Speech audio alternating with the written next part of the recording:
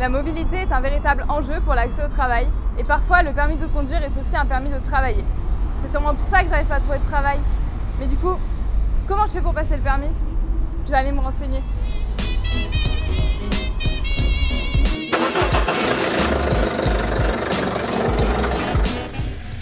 Alka, t'as pensé à faire tes réglages? Oui, j'ai vérifié le rétro, le siège. Je te demande d'attacher sa ceinture. Ok, parfait. Pour répondre à ta question, Clara, pour passer le permis en France, il y a d'abord un examen théorique, qui est le code de la route, et ensuite un examen pratique, qui est la conduite. D'accord. Du coup, Alka, c'est toi qui conduis, t'as le permis? Non, j'ai pas le permis, mais je suis conduit supervisé. Bah pourquoi tu fais pas les heures de conduire avec le téléphone? Moi j'ai passé le code de la route avec eux et ça se passe très bien. Oui, c'est ce que je veux faire. Moi aussi, j'ai fait les 20 heures. Concentre-toi sur ta conduite, je vais lui expliquer. En fait, Alket, il a aussi fait ses 20 heures de conduite à l'auto-école, mais il se sentait pas prêt de passer son permis, du coup il est en conduite supervisée avec moi. D'accord. Et c'est possible de faire de la conduite accompagnée même après 18 ans? Non, c'est pas pareil, les conduire accompagnés c'est avant 18 ans. Mais les conduire supervisés c'est après. Oui, exactement. En fait, la conduite supervisée, c'est après 18 ans, enfin il faut avoir 18 ans minimum, il faut avoir fait 20 heures de conduite avec son auto-école, avoir eu le code de la route, avoir eu un avis favorable de son moniteur d'auto-école, l'accompagnateur doit avoir 5 ans de permis minimum, et il n'y a pas de durée de distance minimale à parcourir. Ah bah trop bien, en fait c'est ça que je veux faire. Mais tes 16 ans, tu peux pas le faire. Mais tu peux le faire le conduire accompagné. Ah, et c'est quoi la différence? Bah, la différence, c'est justement qu'en fait, dans une conduite accompagnée, tu peux la faire entre 15 ans et 18 ans minimum, avoir eu le code de la route, avoir fait 20 heures de conduite minimum, avoir eu un avis favorable du moniteur d'auto-école. Il faut que l'accompagnant ait 5 ans de permis minimum et ça se fait en 1 an minimum, il faut faire 3000 km minimum aussi. On est bientôt arrivé.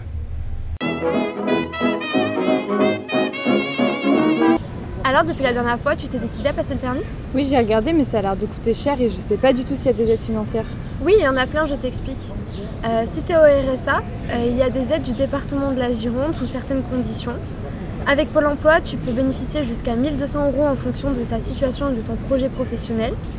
Si tu as entre 16 et 25 ans, tu peux avoir des aides de ta mission locale dans le cadre d'une reprise d'études.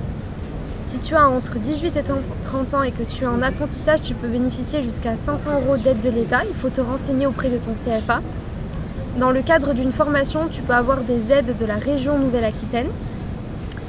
Tu peux aussi mobiliser ton compte formation, CPF, si tu travailles ou que tu as travaillé. Dans certaines communes, tu peux avoir une bourse au permis en échange de 40 heures d'intérêt général. Et tu peux passer le permis à 1 € si tu as entre 15 et 25 ans sous certaines conditions. C'est super, merci, je vais regarder ça.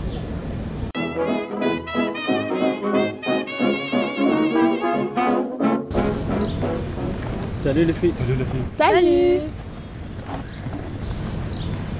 Alors Clara, tu t'es inscrite à l'auto-école? Pas encore, mais maintenant que j'ai toutes les informations et que je sais comment payer, je pense que je vais faire une conduite classique comme Hussein. Comme ça, je pourrais passer mon permis plus vite.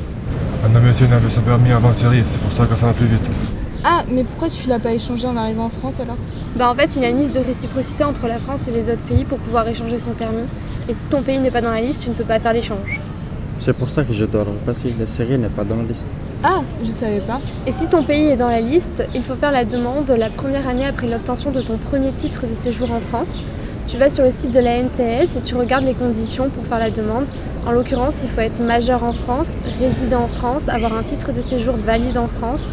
Il faut respecter les conditions médicales notées sur le permis et ne pas avoir eu de suspension de permis dans d'autres pays. Et quand le pays n'est pas dans la liste, comme pour moi, on ne peut pas le changer. Et il faut donc repasser le code de la route et l'examen de permis. Mais comment on fait pour être sur le code de la route? Ça a l'air difficile. Non, ne t'inquiète pas, tu peux le réviser gratuitement en ligne sur des sites et des applications. Mais tu peux aussi t'inscrire en tant que candidat libre pour passer le code et le permis. Si tu as besoin, tu peux passer les 2 examens avec un interprète. Est-ce que je peux faire ça moi? Eh ben non, t'as déjà 16 ans. Maintenant que tu as réussi ton permis, on va te donner un certificat d'examen du permis de conduire, CEPC. Il va remplacer ton permis de conduire pendant 4 mois. C'est ce document qu'il faut présenter à la police en cas de contrôle. Mais attention, ce certificat te permet de conduire uniquement en France.